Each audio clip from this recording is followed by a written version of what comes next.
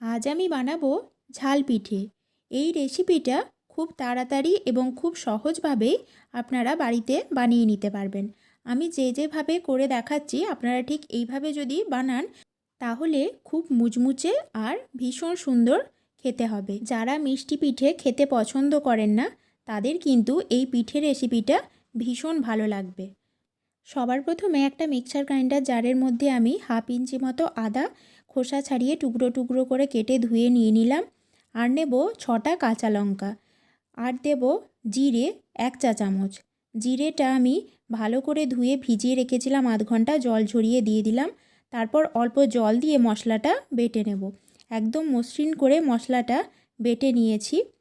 এবার আঁচে একটা কড়াই বসিয়ে তাতে চায়ের কাপে মেপে 1 কাপ মতো জল দিয়ে দিলাম। জলের মধ্যে দিয়ে দেব স্বাদ মতো লবণ। তারপর জলটা যখন গরম হয়ে আসবে তখন ওতে যে মশলাটা আমি বেটে রেখেছিলাম সেই মশলাটা দিয়ে দেব। একদম জল দিয়ে ভালোভাবে ধুয়ে আমি এখানে আরও চায়ের কাপে মেপে 1/2 কাপ মতো জল দিয়ে দিয়েছি।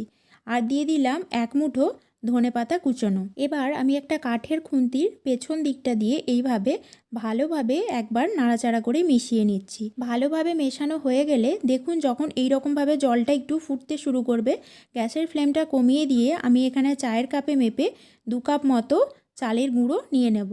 তারপর ভালোভাবে কিন্তু মিশিয়ে নিতে হবে।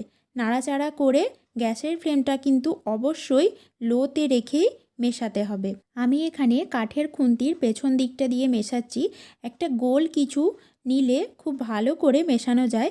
আপনারা চাইলে রুটি বেলার যে বেলন হয় সেটা দিয়েও এইভাবে মেশাতে পারেন। আপনাদের যেটা সুবিধা হবে সেটা দিয়েই মেশাতে পারেন। আমার এই কাঠের খুন্তি দিয়ে মেশাতে খুব সুবিধে হয়, তাই আমি ভালো করে মিশিয়ে নিচ্ছি। আর আমি এখানে যেহেতু এটা ঝাল পিঠে তাই 6টা কাঁচা লঙ্কা ব্যবহার করেছি। কাঁচা লঙ্কাগুলো ভীষণ ঝাল, তাই আমি 6টা দিলাম। আপনারা চাইলে পরিমাণটা কিন্তু বাড়িয়ে বা কমিয়ে নিতে পারেন। আর আপনারা এখানে কাঁচা লঙ্কার পরিবর্তে শুকনো লঙ্কা বেটেও দিতে পারেন। এবার খুব ভালোভাবে যখন মেশানো হয়ে যাবে দেখুন হাতে এরকমভাবে ডলা পাকালে কি সুন্দরভাবে হয়ে যাচ্ছে, মানে একদম তৈরি হয়ে গেছে। এবার গ্যাসের ফ্লেম অফ করে আমি একটা এরকম বাটিতে ঢেলে নিয়েছি। তারপর অন্য একটা পাত্রের মধ্যে ঈষদুষ্ণ গরম জল নিয়ে নিয়েছি। এবার ওই হালকা ঈষদুষ্ণ গরম জলে হাত ডুবিয়ে ডুবিয়ে এইভাবে ডোটাকে বানিয়ে নিতে হবে। একদম যেরকমভাবে রুটি বা লুচির ময়দা মাখেন, আটা মাখেন, ঠিক সেইভাবে মসৃণ করে ডোটাকে খুব ভালোভাবে মাখিয়ে নিতে হবে। খুব ভালোভাবে মাখানো না হলে যে লেচিগুলো হবে, লেচিগুলো বেলার পর ঠিকঠাকভাবে গোল হবে না আর সাইডগুলো ফেটে ফেটে যাবে। এতে পিঠেগুলো খুব ভালো হবে না, মসৃণ হবে না।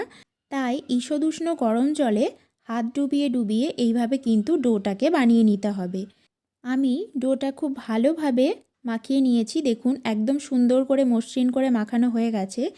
এরপর একটা ছোট কাপড়ের টুকরো জলে ভিজিয়ে ভালো করে জলটা নিংড়ে নিয়েছি।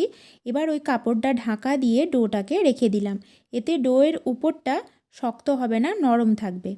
এবার কিছুক্ষণ পর আমি ডো থেকে হাফ কেটে নিলাম এইভাবে লেচি বানাবো বলে। এবার একটা চাকির ওপর ডোটাকে এইরকম প্রথমে রোল করে নিতে হবে, তারপর গোল আকারে লেচি বানিয়ে নেব।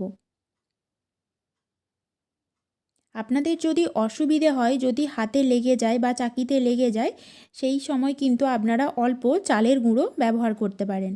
দেখুন খুব বেশি শক্তও হবে না, আবার খুব বেশি নরমও না। এবার ভালো করে তেল লাগিয়ে নিতে হবে লেচিটাতে। আর আমি যেই বেলনটা দিয়ে বেলবো সেই বেলনটাতেও কিন্তু খুব ভালো করে তেল মাখিয়ে নিতে হবে। তেল মাখানো হয়ে যাওয়ার পর হালকা হাতে ভালো করে রোল করে বেলে নিতে হবে। খুব বেশি কিন্তু পাতলা করে বেলা যাবে না, একটু মোটা রাখতে হবে, রুটির মতো বেশি পাতলা হবে না। তারপর ভালো করে বসিয়ে নিলাম চাকির ওপর। এবার এরকম একটা ধারালো আমি একটা ছোট বাটি নিয়ে নিয়েছি। আপনারা চাইলে গ্লাস দিয়েও কেটে নিতে পারেন। এরকম ছোট ছোট আকারে কেটে নিচ্ছি।